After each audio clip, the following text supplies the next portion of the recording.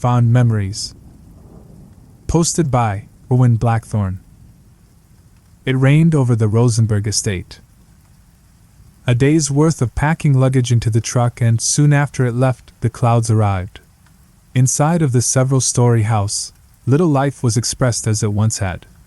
The antique clock ticked away, being the only thing making sound for the last 3 hours. Gunther poured himself another shot of brandy, already finished with the bottle set at the mini-bar. There was plenty more where it came from, and he intended on finishing every last drop. Wilfried put out the last bit of his cigarette, grinding it into the ashtray, his previous remainders fashioned into a crooked mess of the day. No matter how many he smoked, his hands still shook at the recent news. The only way he could keep them steady was the urge to occupy himself with his psychology book from school. His eyes went through the words, but none of them stuck in his head. It was as if he was reading ripples in a rainstorm, nothing but chaotic lines with so much going on around them. Despite being only a few years apart, the two of them couldn't be any more different. Gunther had made himself into a powerhouse through unrelenting training, the scars and bulging veins on his skin showing the effort he has gone through. Wilfried, on the other hand, took to the books rather than the gym. The muscles in his eyes from shifting left to right were only surpassed in use by the ones in his mouth. But no matter how much he liked to talk, he was stone silent ever since he arrived at the house. Plucking a fresh cigarette from the crinkled pack, he flicked his lighter over and over again, having trouble to get a flame started. Gunther headed back to the chair he'd been slouched in all day, returning to the deep groove his dense body had made. The sound of the lighter continued, followed by the clanking of ice in a glass. Staring over at his brother, Gunther's grip tightened on the armrest. Finally, the fire stuck, the clock returning to be the only rhythm. Gunther cleared his throat after a nice long sip, deciding to break the ice after such a long and unintentional vow of silence. "You are ruining your lungs, you know." Smoke came out of Wilfried's mouth as he spoke. "And you are ruining your liver. You never hear me bugging you about it." He lay himself down on the couch, holding his cigarette between his fingers near the ground, the book in his other hand. His unkempt blonde hair fell over his face, having to be brushed aside to avoid catching fire. Gunther rubbed his scruffy beard irritably. "You're barely 20. Don't you care about your health?" Wilfried coughed out a laugh, dropping his book onto his chest. "This is coming from a guy who takes punches in the head for a living." Rolling to his side, he looked over at his brother, receiving a glare of disdain. "Please spare me your hypocrisy. I bet you're only telling me since you want to tell yourself." Gunther set the glass down hard enough to spill its content, standing up aggressively. "Oh, quit acting like you know everything. Just because you go to college doesn't mean you own the place." Wilfried tilted his head, lifting it off of the decorative cushion. "No, it doesn't. Mother does. And once she returns from her operation, we will go back to our normal lives." With a huff, he lazily rolled onto his back and covered his face with his jacket sleeve. "To think she called the both of us, thinking only one would arrive." Gunther's green eyes went cold. "I gave her my word I would help her." "Well, so did I." Gunther put his hands up, returning to his chair. "I didn't even want to talk to you. I just thought it would be nice to care for once." He took another sip to calm himself, needing it dearly. "Oh boy, you care about me so much. I'm just tingling inside. 18 years of you beating me senseless, and on this special day, you decide to care. And you care so much about yourself that if someone put the two of us together, they'd end up with a fully dead body." The glass flew across the room, crashing into the fireplace. The flames flared from the newly added alcohol, the shattered bits twinkling in the reflection. Gunther shot out of his chair, looming over his resting brother like a falling tree. "Don't say that word!" "You're cleaning that up," Wilfried quickly stated. "You think you're funny saying that? Mother just told you about Greta's death today, and you're here making jokes." Wilfried slowly sat up, almost puzzled at the outburst. "Are you seriously still up at arms about that?" That was practically a year ago. What is worrying about it going to do for me? I'd say more, but I fear you'd go crazy if I did. That doesn't mean it didn't happen. I went to the funeral. I had to hold Mom in my arms as she's crying her eyes out. You didn't, but I did. You never cared, but I do. Wilfred's face didn't move in the slightest, as if his neutral expression was chiseled into marble. Good for you. Now, can you let me not care in peace? I have studying to do. I plan to enjoy some time alone, not to argue with some screaming maniac. Right as Wilfred returned to his book, it was snatched out of his hands. Flinging the book into the fireplace, Gunther pushed his brother back down as soon as he tried to get up. The massive muscles stretching his t-shirt showed he could overpower his little brother without even trying. Knowing it was impossible to fight back, Wilfred stayed down. All Wilfred could do was glare down his nose, as confidently as he could. That book wasn't free, you know. What are you going to do about it, you big baby? Well, there's nothing much I can do but wait until morning to get another. Unlike you, I stayed diligent with my education. Trying to get up again, Wilfred was pushed down, harder this time. Easy. I'm just getting up to get something to eat. Or is that against the law now?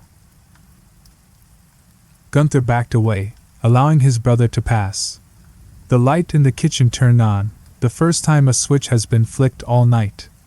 As pans rattled in the other room, Gunther bent over before the fire to pick up the glass shards that encircled the brick ledge. Dropping pieces into a cupped hand one by one, he headed to the kitchen to throw them away. The shards jingled into the trash can, Gunther washing off his hands right after. Looking over his bulky shoulder, he saw Wilfred tending the stove. Pushing the spaghetti noodles further into the boiling pot with his wooden spoon, he glanced over at his brother, not saying a word. Keeping his eyes on his cooking, he moved over to the other pot that had the sauce bubbling. Opening the refrigerator, Gunther got himself a cold water bottle and guzzled down the entire thing, his mouth dry from all the drinking. Grabbing another, he closed the door and leaned against the counter. When did you learn how to cook? His tone was more judgmental than anything else. If you lived on a campus, you wouldn't be surprised. Between studying and classes, there's not much time to head to the local burger joint several streets away. If only things were like the old days where there was a diner on every street corner. Man, I'd love to live in the old days. I was born in the wrong time, the wrong country. He glanced at his brother. The wrong family. Some luck, huh? Why do you hate our family so much? Gunther asked it quietly and without any anger. It was enough to get Wilfred's attention. After putting the pasta in the strainer over the sink, he put his hand on the counter, fully facing his brother. Give me a reason to like our family and maybe I'd consider going easy on you guys. You know our history, you know about Dad, you know about all the things our family has done, and still you think there is something respectable about us. What is it? Because we're related? Is that why I should like you? Gunther just looked down, thinking he could find the answer in his water bottle, finding nothing but a distorted reflection of the world around him. The only one I can respect is Mother, Wilfred continued, because she actually took care of me. Not very well, but she tried her best. She's not perfect, I know that. As he put the food on a plate and poured the sauce over it, he saw his brother still looking down in silence. Getting another plate from the cupboard, he fixed up another helping of food, setting it on the other side of the sink, next to Gunther. I also know that you didn't eat a thing today. A big guy like you has to eat or else you'd collapse under your own weight. Gunther moved his head towards the steaming plate, his stomach hurting from its emptiness. He grabbed it by the edge. I'm sorry I burned your book. I know. Gunther lifted his head, his eyes absent of their usual flare. I'll pay for a new one. Tomorrow I'll get it for you. You don't have to go into town for it. Wilfred circled around the table, setting his plate at his usual spot by a long-forgotten habit. I know. Following his brother to the table, Gunther sat opposite of him, as usual from back in the day. You know? Of course. You do this every time. You ruin something of mine, then you apologize, then you repeat. Besides, it's not the first time our family's been involved in a book burning. Now let's eat our food before it freezes over. Rain pattered against the window, the cold seeping in. Being away from the fire, the only source of heat was from the dying stovetop and the electric chandelier dangling over the dinner table. With a house so elegant and modern, it was surprisingly absent of a heater. Even though the insulation was good enough for one to not be necessary, it was one of those nights where it would have been good to have one. Gunther was barely through half of his meal before he stopped, twirling his fork hesitantly. Do you think he really did it? Wilfried picked up a napkin to wipe off all of the sauce covering his lips. Just because I study psychology doesn't mean I can read minds. I can tell why you're thinking something, not what you're thinking of. I'm talking about Dad. Do you really think he killed Greta? Wilfried huffed, slamming his napkin down on the table, the utensils and plates clattering. I'm tired of everyone talking about Greta. Greta this, Greta that, Greta. A whole year and she's still the star of the show, even after being a no-show. You still haven't answered the question, Wilfried. I want to know your opinion, as a person studying psychology. I mean, the police said he was schizophrenic. Wilfried continued eating, talking with his mouth full. Yeah, so? We both know he was into that occult stuff. All of those books on the shelf he didn't want us to read, all of those things he would bring home from all over the world. Just because he has a strange hobby doesn't mean he's mentally unstable. The two can't be connected like that. It would be like if a furry was considered a cannibal due to the fact they dress up like a meat eater. Relatable, but not connectable. Not even close. You think so? I mean, doesn't schizophrenia happen right away? How does someone go from normal to crazy just like that? Wilfried finally put his fork down, realizing he wouldn't finish his food any time soon. Well, if you happen to read from that book you threw in the fire earlier, you would know that schizophrenia is one of those disorders that develop, rather than be born with. Bipolar you're born with. Autism you're born with. ADD and ADHD you're born with. Schizophrenia is genetic, yes, but can be suppressed and triggered by what happens in our lives. Addictions are also genetic, but that doesn't mean we all follow the things we are at high risk at being addicted to. But I don't know about you. I don't know if you are born to be an alcoholic or not. Gunther ignored the remark. So what you're saying is he is able to be normal for his whole life, until something triggers it? Wilfried nodded. More or less, yeah. It can be a gradual encumbering stress that activates it, or it can be a traumatizing event that has it happen all at once. The thing is, I'm not the one who tested him and I wasn't there when it happened. All I know is that Greta is gone and Dad's in the nut house. Gunther squinted his eyes, scratching his blonde beard in thought. You seem to be taking it pretty well. Wilfried stood up, taking his plate to the sink to wash it off. Let's just say I'm not surprised at any of this. From the second I was carried into this household, I was the black sheep of this family. The day I moved out was the day I started living for once. Right when I was able to, I changed my last name to Heine. What's wrong with Rosenberg? It's embarrassing. I couldn't consciously keep that name and be proud of it. Wilfried returned to the table to sit back in the chair. Not by a long shot. I never knew you changed your name. It feels like you changed everything completely ever since you left. That's the plan. Don't tell me you have a girlfriend now? I'd feel bad for the girl who'd have to put up with a mouth like yours. Yes, I have a girlfriend. I met her in class and helped her with studies. It's been going good so far. Of course, everyone back in the day thought I was going to have a boyfriend, but now I have a girlfriend. Gunther laughed heartily. I bet she's a big-time nerd, huh? Oh, yeah? She's always playing video games instead of studying. Thankfully, I'm able to tutor her and keep her attention.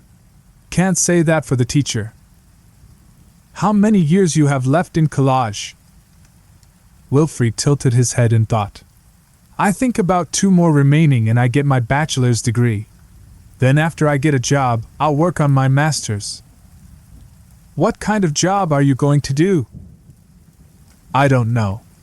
I'm used to dealing with nut jobs when I was living in this house, so maybe working at an insane asylum would be right at home. Gunther chuckled as he chewed. So you don't know then? There's plenty of choices.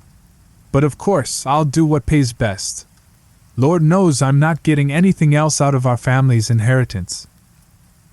Gunther kept his head down, not responding to the remark.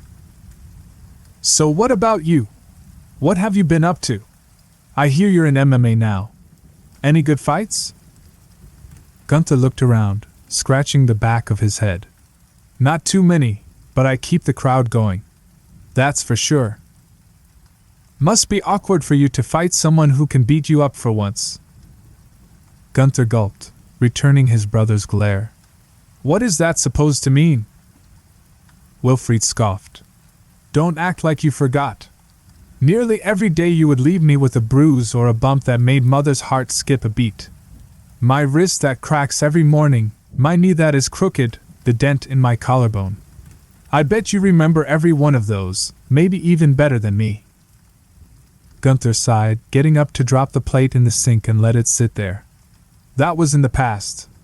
We were just kids messing around. Lightning cracked outside, the wind howling louder. Wilfried smiled, the way a shark would when it smelled blood. Of course. You were messing around. You know. I can mess around too. What makes you think I didn't poison the food you just ate? Or maybe that water you were drinking? You don't know if I opened it before, you didn't even bother to check. Gunther took a step back, feeling a pain inside. He didn't know if it was poison eating away at his innards, or just the paranoia of it getting to him. You're lying! You wouldn't do something like that. Wilfried stood up, his grin as smug as ever.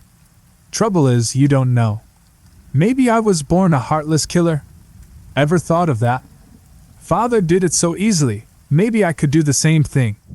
Walking out of the kitchen, he turned off the lights, leaving his brother in the dark. Good night, Gunther. See you in the morning? Gunther stood there, in the pitch-black kitchen, the lightning crashing behind him. The rest of the night was long for him, even after he got to bed. While Wilfried slept like a baby, Gunther lay there, staring at the painting of Cain and Abel their parents bought at an auction. Its image appeared with each lightning strike, and each strike embedded it into his mind further. He turned to his side, trying his hardest to get rid of his constant thoughts. Gently, he felt the sensation of someone putting a hand on his shoulder, as if reaching from behind him. Turning around to see, there was nobody with him. The heavy covers hovered over his back, but that was all. He closed his eyes, but sleep took its time to get to him. As he finally did, he dreamt of his deceased sister, enjoying it for all it was worth. It stopped raining over the Rosenberg estate in the morning, a gray sea of clouds still hanging above.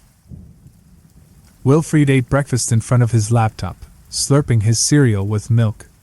The room was just how he had left it those few years ago, even the overfilled closet untouched. All of the paintings and decor had been dusted to say the least, as if he never left. The webcam recorded all of it, a skinny girl with glasses on the other end. Used to his habits, she ignored the noises as she changed channels on the television, its sound muted. So how is it living with your brother again? She asked, a little too cautiously. He's not listening to this, is he? Not at all. He's in town doing some errands. But I got him good. Oh, great. What did you do this time? Wilfried stifled his laughter, hissing with joy. I made him think I'm out to get him. Ada squished her face at him, pursing her little lips. Willie! Honestly, that's the worst thing you could do. He won't want to talk to you ever again. That's the point. Wilfried stated, reclining back in his chair and putting his hands behind his head. At least this way he won't bug me for the rest of the stay. How much longer is it going to be? Wilfried sighed in annoyance. 2 more days. What a way to spend a chunk of my winter break, huh? But don't worry.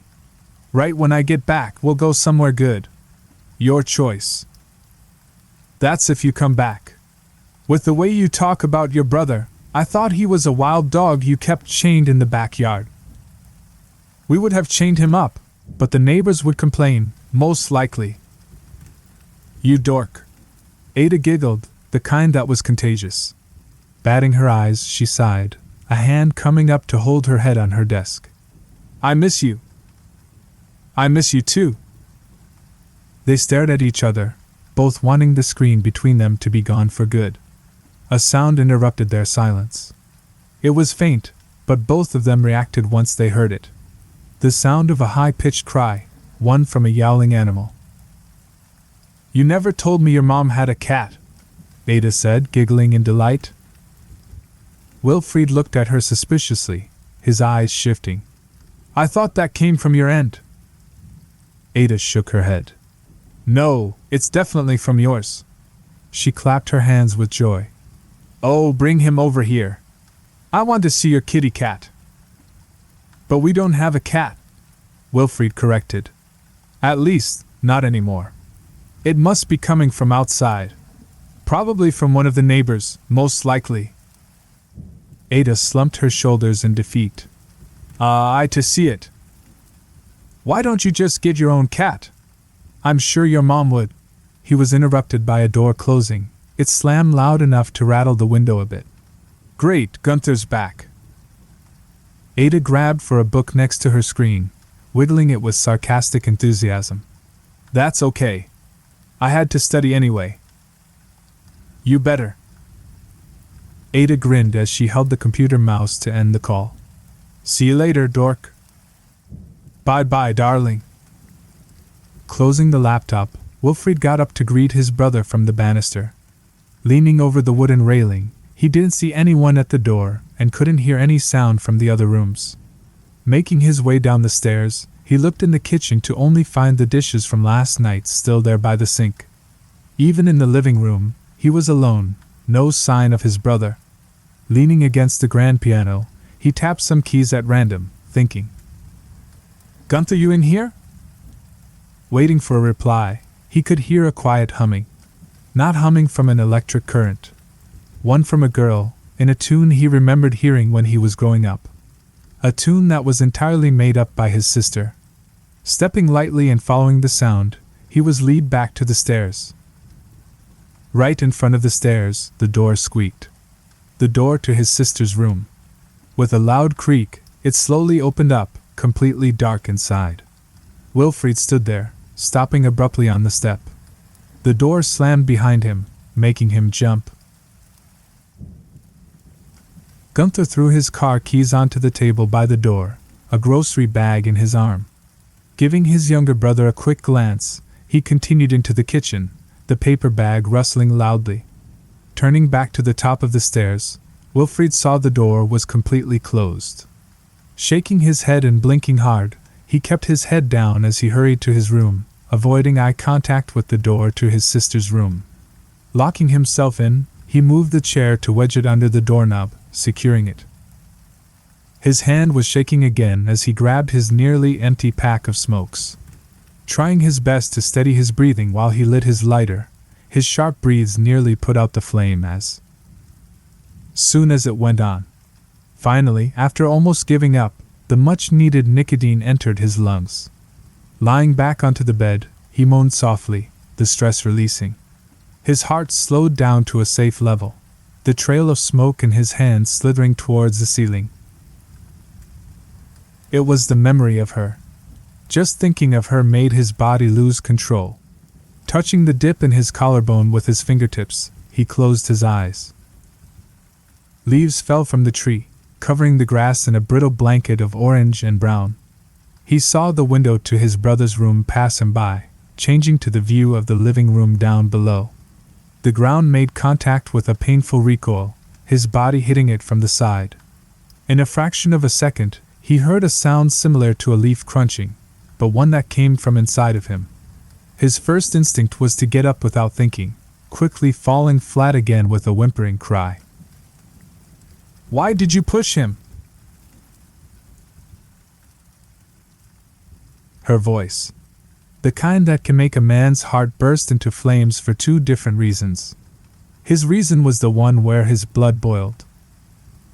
"I didn't think he was going to fall." Branches creaked as Gunther climbed his way down to earth. "He's always a big baby about every little thing." "You best get Daddy. All we need now is for him to die and for us to be blamed for it." "What's the hurry?" "Just go, before Mom comes and hears us." Greta came into his view, the door opening in the distance. Her smile was as innocent as ever, her piercing blue eyes staring down at him. The freckles on her face folded into each other as she giggled happily. "Looks like you hurt yourself pretty bad, baby brother. Remember, you did this to yourself." Tossing his head away from the sight of her, he could see the fragment of a splintered bone sticking out of his skin. His collar was drenched in blood, a small pool forming in the grass. With two pale little fingers, Greta touched the piece of exposed bone, the reason she was giggling. He grunted in pain, the slight pressure sending a fire through his body. He could already feel faint, his vision growing dim. "Mommy and Daddy can't help you now. You're not telling anyone anything. You got that?"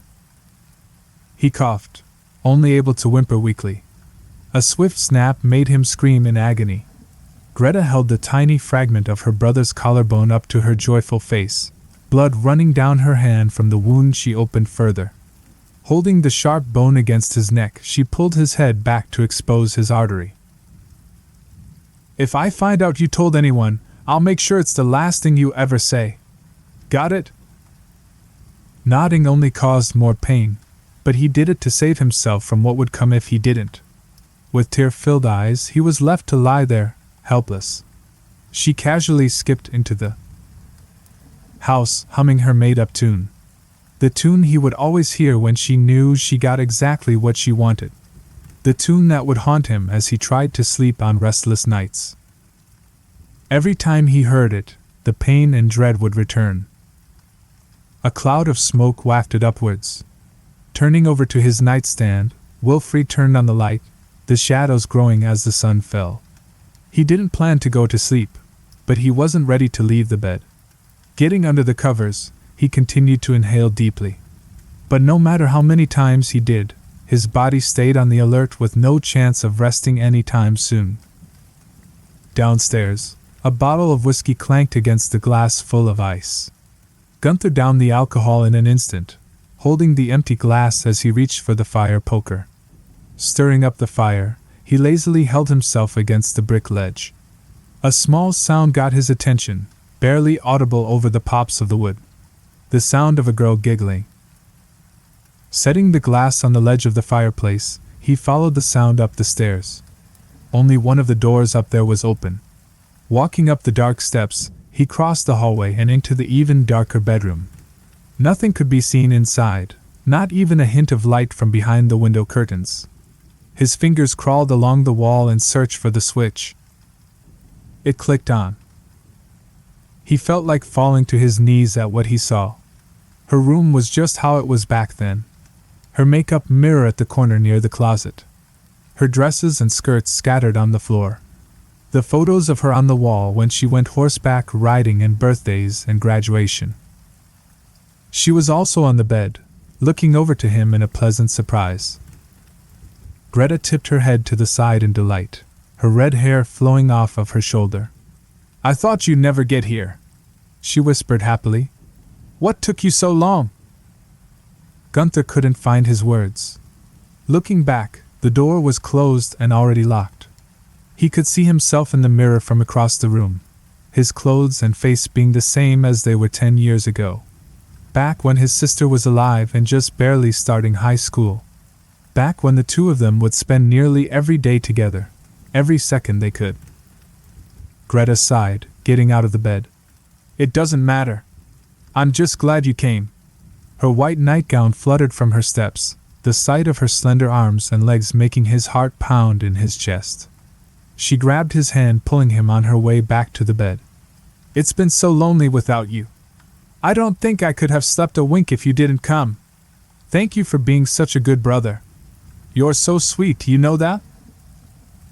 Both of them sat on the bed, Gunther still saying nothing. All he could do was stare at her, seeing her moving again, hearing her talking to him again. He felt like breaking down into tears, but it was beyond that. Greta looked down at his hand, seeing his knuckles scuffed and scabbed over. She pouted playfully, tenderly holding his cheek in her other hand. "Gunther, did you get in a fight again at school?" Giving his wounds a quick kiss, she giggled quietly. "You need to keep that anger of yours in check. What am I going to do if I lose you, big guy? Can you keep yourself calm?" She put his hand on her face, her warmth soothing to the touch. "For me?" Gunther nodded, his eyes blinking hard. He felt like he was suffocating. Greta smiled, the kind of smile that made his heart melt. "Good. That makes me happy." She continued to kiss his hand, her lips softly caressing his aching knuckles. Kissing a trail along his index finger, she got the tip of his finger with her tongue and guided it into her mouth. Gently sucking on his fingertip, she moaned deeply. Taking it out, she rubbed her face against his palm, closing her eyes. "I need you," she whispered sharply. "I need you so much." Gunther slid his hand down her body, holding her narrow sides with both hands. Leaning in, he kissed her, the tears finally coming out of his eyes. Both of them panted, Greta's chest heaving. Gunther moved his hands up, squeezing gently. It was enough to make Greta gasp in pleasure, a short giggle coming out of her. Gunther slowly pushed her down onto the bed, getting onto his knees. Greta reached her arms outward, longing for him. Crawling over to her on the covers, he rubbed her thighs up and down. She bent her legs up, following his hands with hers. Leaning in, Gunther stuck his head under her nightgown, the heat feeling wonderful on his face. Greta winced, biting down on her fist to stifle herself. Her breathing intensified, becoming sharp. She curled up to grab at his head, holding it in her arms. Grunting softly, she fell back against the mattress, her head hitting the pillow. Gunther came up to give her another kiss on the mouth, the two of them holding the kiss for as long as possible. "Don't tell Dad," Greta said, repeating it over and over again. "Don't tell Dad. Don't tell Dad. Don't tell Dad." Wrapping her arms around him, she continued to huff loudly, her breathing slowly subsiding. Both of them lay down on the bed in silence, holding each other tightly.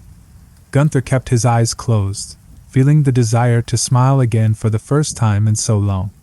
He was with Greta again, and nothing was going to separate them. Sleep overcame him, having the first good night of sleep in years. "Don't tell Dad." Dark clouds rolled over the Rosenberg estate, making the morning seem the same as it was the night before. Wilfried entered the house and hurried up the stairs, heading straight into his room. Locking the door and setting a chair in front of it was routine now, another habit for the lineup. Lighting up a cigarette from one of the fresh packs he bought, he opened up his computer and clicked to call. Once the face of his girlfriend appeared, he felt like he could breathe again. Their voices were muffled in the other room, but enough to hear something coming from the other side of the wall. Gunther jumped awake, sweat pouring down his face. The room was dim and empty, white sheets covering everything that his sister had once owned. It was unnaturally cold in the room. Looking up, he could see that the light bulb on the ceiling was removed at some time prior.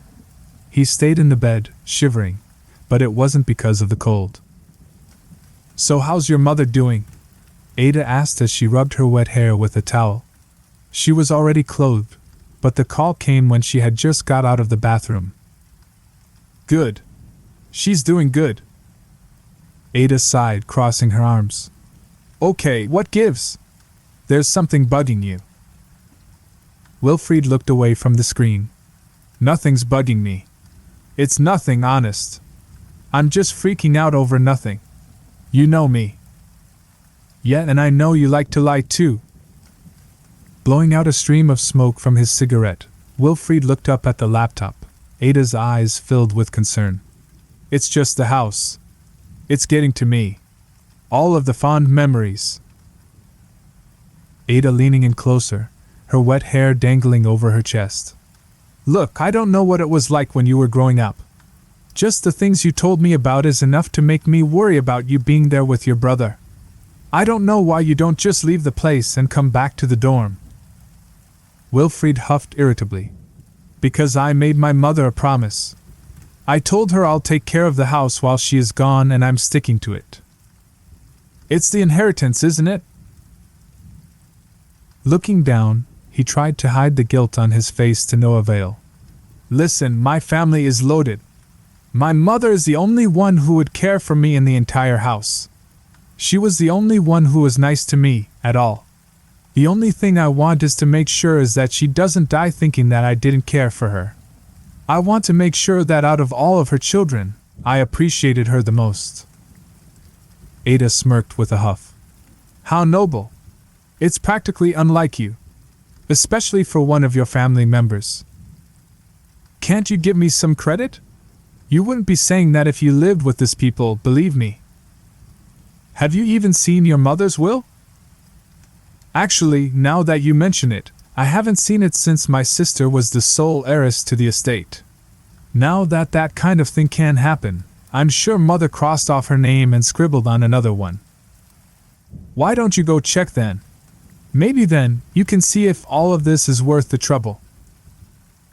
Wilfried put his cigarette out in the ashtray by the laptop, getting out of his chair. You know what?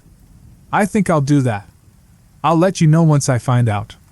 Then if it's all good, you and me can go for a night out on the town. I pay, you play. She chuckled with delight. I like that sound of that. See you later then. He coughed, pointing a finger at her. And don't forget to study today. You can go out with your girlfriends, but make sure to study right after. You're going to be all rusty when you return if you don't. Ada rolled her eyes, smiling. I know. You know, but you don't do it if I don't tell you. I know, Ada said softly. Later, dork. Goodbye, darling. Turning the computer off, Wilfried unlocked the door and took the chair away, keeping it close by for later. Sticking his head out into the hallway, he saw that both of the other doors next to his were closed. Seeing he wouldn't be bothered, he made his way to the end of the hall, to his mother's room. Once he opened the door, he stopped, nearly closing it back up. What he saw made his legs stay where they were and a lump caught in his throat. The figure of a woman in a dress, standing there in the darkness. His hand swung up on the light switch, revealing what it really was. The bust of a dress-form mannequin was in the middle of the bedroom, its 3 wooden feet planted on the elegant carpet. Chuckling to himself for being foolish, he began searching through the room and rummaging through the drawers in search of any kind of document. Opening the middle drawer to his father's nightstand, he saw a writing booklet with a pen in the spiral. Taking it out and reading through a few lines, he realized it was a journal his father would write in every night. The booklet's pages were filled with entries, several years' worth. As time went on, his writing became more abrupt and hurried. Only a quarter into the journal, and he could tell there was a significant difference in the amount of time put into the writing. Greta and Gunther seemed to be inseparable. The two of them seemed to disappear together right when they come back from school. I'm just glad they get along nicely, unlike Wilfried. He flipped through a few more pages. Wilfried went to the hospital again. This time for a broken leg. The doctor said part of his kneecap is missing, but he will be healed in no time. I swear, Greta is absolutely absent-minded when it comes to babysitting. I just hope he doesn't get addicted to painkillers with all of these mishaps. The pages fluttered as he skipped near the end, with an entry catching his eye. I've lived in countless houses and this very one is the last one I would want to spend eternity in. I must not attach myself to this place in any way. I just hope the children don't become. Rotten brats because I am inattentive. Their mother is used to it, but I don't know if they are. If I die, I wish for it to be away from this house. At least that way I won't have my emotions keep me trapped in this place for good. Too many memories and none of them worth remembering. How I wish I could forget. How I wish it wasn't true. It's too much to admit. Wilfried has been gone for nearly a year and still his words burn a ring to my own circle of hell. That was the last entry. Casually putting the booklet away, Wilfried looked under the bed to find a folder. Opening it up, he tried to stifle his urge to laugh at the pictures inside. Murder scene photos of his sister's body, taken where she was found in her room. Killed in her sleep, in what was once a white nightgown. Blood covered what little remained of her freckled skin from multiple stab wounds, enough of them to make her look more like a shredded slab of meat that fell from a butcher's hook than a human being. Her bed was heavily drenched and stained, droplets splattered upwards along the headrest and wall. Parts of her fingers were severed as if during an attempt to blindly stop whoever was attacking her. It didn't take a forensics expert to tell that the killer continued to stab her long after she was dead. Grinning, Wilfried flipped through the pile of pictures and files. The picture of the murder weapon was between the reports. A military dress dagger from the old days, the one that Wilfried's grandfather wore with his uniform in all of the photos of him scattered around the house. Seeing that the folder was only Greta-related, he put it away and reached under the bed for more folders. The bed skirt made it impossible to see under there, his fingers patting aimlessly in the darkness. Come on, where is that stupid Will? Getting up, he circled the bed and went under for another go. Lying on his stomach, he couldn't seem to find anything light enough to be documents, everything his fingers touched being too bulky or soft to be useful in finding it. Grabbing for his lighter, he decided to flick it on, keeping it low so it wouldn't light the bed's underside on fire. He could hear a quiet dripping sound, hoping it wasn't coming from the lighter's fuel casing. It was old and beaten and on its last leg. Once the flame stayed, Wilfried jolted back, his breathing making a sharp stop. Blood shined in the dim light, wet red hair clinging to the sides of what could barely be a face. Its pink-stained teeth were bared wide, severed strands of its lips dangling off of tiny sinews from the side. Pure blue eyes stared at him, the eyelids torn into shreds and still bleeding, along with the rest of its crimson-stained body. A low gurgling bubbled out of its throat as it opened its mouth weakly, blood and teeth pouring out of the sides. With torn-apart fingers, it crawled at him, reaching its arm out close enough to sweat the flame out. Backing out of the bed as fast as he could, he got to his feet and doubled back. Bumping into the wall, Wilfried pressed himself into it, keeping his eyes on the bed's skirt. Nothing came out of it. Closing his eyes, he got the chance to breathe again, panting heavily. The shaking started again, his heart going all out. At the doorway, Gunther stood. Crossing his massive arms, he leaned against the doorframe. "What are you doing in here?" Wilfried kept his face blank, something he had plenty of experience in. If the room wasn't so cold, he would have been covered in sweat, only feeling flushed instead. "Nothing. I was just seeing if Mother had any recent keepsakes.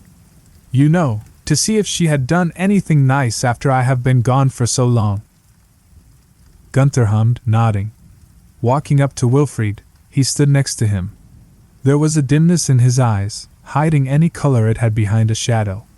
Looking down at his hand, he pulled up a textbook and offered it to his little brother. Wilfried took it, sighing in relief. "I didn't think you would actually get it," Wilfried said with a nervous chuckle. "It's like you said, I always repeat myself when I do something wrong." Wilfried held the book against his side, hiding his quivering fingers. "Thanks. It was rather unexpected." Gunther looked down, raising his face back up quickly. "So, are you making anything for dinner today?" Wilfried nodded his head. "Sure, I can make something. Maybe like in an hour or so." "Good." Gunther headed out of the room, his feet pounding hard against the floorboards. "I'll be taking a bath then." What would you like to eat? Wilfried called out to him. Gunther held onto the doorframe, twisting his head to the side. I'm not hungry. I just wanted to know where I can find you. Wilfried scratched his collar subconsciously, the dent in it itching. Oh, okay. Just let me know if you'd like for me to make anything. The tub's faucet squeaked closed, the water ending its downpour. Gunther sat in the tub, his head down towards the water. It was quiet enough to hear the water coursing through the pipes behind the walls and the steady drips from the faucet. Steam rose off of the water's surface, the cold air in the room making his face freezing while his body was blessed by a soothing warmth. With his eyes closed, he didn't even notice the lights went off. Humming back to life, the lights resumed to buzz. A gentle movement in the water got his attention, a foot coming out of the water by his shoulder. It was a girl's legs, slim and pale. He saw who was in the tub with him, sitting across from him. Seeing that she got his attention, she giggled with a lustful sigh. We spent so much time in this tub together. Remember? This is the same place you promised me you would get me all of the inheritance. That was so nice of you. I never had anyone do anything nice for me. Only you. Gunther held his knees close to his chest, trying to curl up into a ball. She rubbed his skin with her toe, the feeling making him shudder softly. What's the matter, big guy? You look troubled. Putting his cheek against his knees, he fought back the tears that tried to come out. I miss you. Greta stood up, water dripping off of her body. Bending over, she pulled Gunther's arms away from his knees, pushing him back into the tub's rim. Sitting down on his lap, she touched his chest, moving her fingers up and around his shoulders. Water dripped from her hair as she kissed his lips, bringing her arms around his neck. He felt every part of her under the water, Greta reacting from the tingles she got when he brushed his fingers over her chest. You're my only brother, she mumbled next to his cheek. Especially after what the other one did. The words got Gunther's attention, having him ease Greta's head back to look her in the eyes. Those baleful blue eyes. What did he do?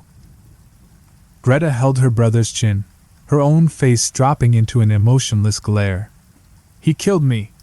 He's the one that did it. He's the one that took me away from you. No. You know what you have to do. Make him feel the pain that I had to feel. Make him suffer the way he's made you suffer. With him gone.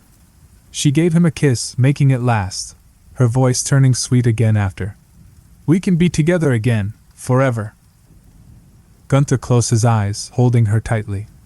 The only noise coming from the bathroom was the sound of Greta humming, the same tune she always had. Wilfried closed the refrigerator, putting a head of lettuce on the cutting board. Grabbing a kitchen knife from the holder, he chopped up some lettuce to put in the large bowl waiting on the side. Gunther's feet pounded down the steps, slowly and uneven. After a while, he entered the kitchen, holding a bottle of whiskey. Wilfried glanced over his shoulder, continuing to cut the lineup of vegetables. Hey, I know you're not hungry, but I'm making a salad. He chuckled as he poured the cut lettuce into the bowl. Everything is fresh, so you know nothing's poisoned. Gunther sat at the table and kept his head down, only bringing it up to drink more from the whiskey bottle. Emptying it out with a long swig, he slammed the bottle down, almost hard enough to have it shatter in his hand. Wilfried could smell the alcohol sweating out of him from across the kitchen, as if the bath he took was in a tub of gin. Putting a plate of salad in front of his brother, he returning to the stove. Keeping his hand on the bottle, Gunther kept his eyes on the plate, but didn't budge to touch it. I'm making a roast tonight, so it'll be another 30 minutes. That salad should keep you occupied while you wait. I hope Mom doesn't mind us eating it. Turning around, Wilfried saw his brother wasn't eating. What's the matter? Is it not your thing? I know you didn't eat the entire day and starving won't do any good. Especially when you fill yourself with booze like that. You know. Gunther's breathing got louder. You know everything, don't you? You're not the only one here that knows things. He got up from the chair, stumbling along the table and using each chair as a crutch. I know things too, little brother. Wilfrid rolled his eyes. Oh, great. What is now? Gunther pointed a finger up at him, his eyes shaded by his furrowed brow. I heard you when we were kids. You had to have kept a grudge for that. Anyone would. But you hurt me for the rest of my life. I know that you killed Greta. All this time it was you. That's impossible, and you know that. I was in the university when she died. How could I kill her when I am several cities away? Can you tell me that? Gunther shook his head, unfazed by his reasoning. I don't know how you did it, but you killed her. It's the only explanation. You were the only one who hated her. You were the only one who had any reason to kill her. Nobody else, only you. Wilfrid crossed his arms. It wasn't me. It was Father. I know because... He sighed deeply, closing his eyes. Because I told him about what she did. With you. Gunther's hand lowered, his mouth hanging open. I was 10 years old. Mother told me to get the two of you for dinner. I opened the door, thinking the two of you were reading since I heard whispering. When I opened the door, there you two were, in bed and too occupied to notice you were being watched. On my last day in the house, I told him what I saw, thinking that I would never have to deal with this family ever again. When I heard he killed Greta, I wasn't surprised, and I was glad he did it for me. Gunther's grip tightened on the bottle's neck. With a quick swing downward, he broke it against the table and charged towards his brother. The jagged end of the glass stabbed into the wall, missing Wilfrid as he dodged to the side. Catching himself on the refrigerator's edge, Wilfrid saw the knife he was just using, still covered in bits of carrot and lettuce. Grabbing it, he held it up in defense, the blade shaking violently. Gunther took the broken bottle out of the wall with a powerful swing, drywall flying through the air from the long gash he created. Moving back, Wilfrid was sliced by the longest end along his forearm, the blood taking its time to appear. Taking a swing of his own, Wilfrid got his brother in the hand, right on the webbing between his middle fingers, knocking the bottle onto the counter. Ignoring the pain, he went for a punch with his other hand. Wilfrid held the knife outward, Gunther's fist going straight into the blade. Reeling his hand back, Gunther looked at his wound, the blade having gone through his index finger and into the base of his thumb, stopping at the bone in his wrist.